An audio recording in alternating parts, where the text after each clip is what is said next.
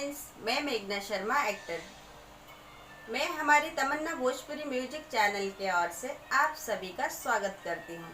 अगर आप लोग हमारा वीडियो देखते हैं, हमारा वीडियो पसंद आता है तो प्लीज़ कमेंट कीजिए, लाइक कीजिए, शेयर कीजिए, सब्सक्राइब करना बिल्कुल ना भूलें। Thank you.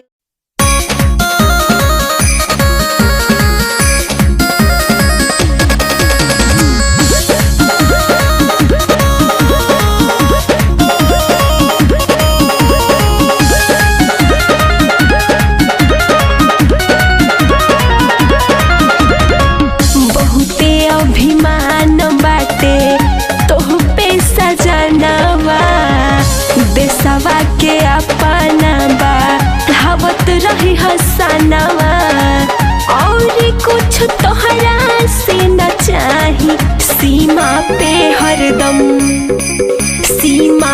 हरदम डटल रही सैया सिपाही। सीमा पे हरदम डटल रही सैया सिपाही।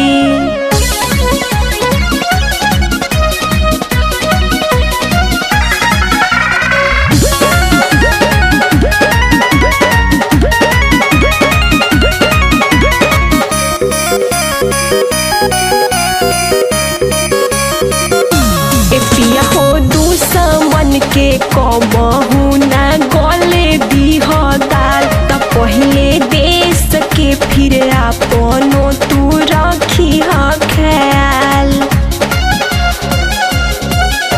ए पिया हो दुश्मन के कबहू ना गले दीह दाल त पहिले देश के फिर अपनो तू रखी ख्याल।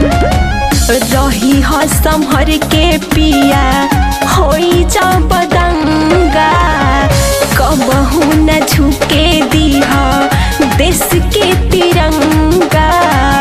कोई दीह दुश्मन में तबाही। सीमा पे हरदम डटल रही सैया सिपाही। सीमा पे हरदम डटल रही सैया सिपाही।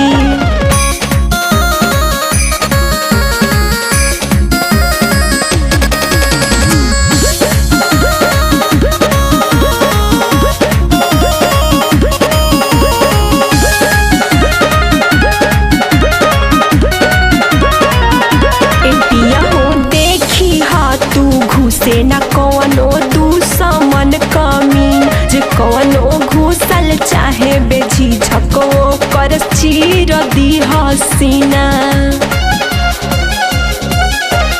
पिया हो देखी तू घुसे न कवनो दुश्मन कमीन जे कवनो घुसल चाहे बेझिझको कर चीर दीह सीना।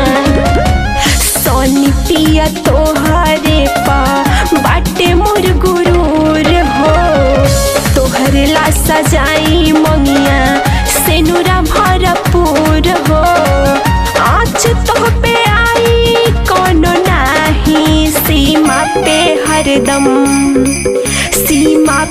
हरदम डटल रही सैया सिपाही। सीमा पे हरदम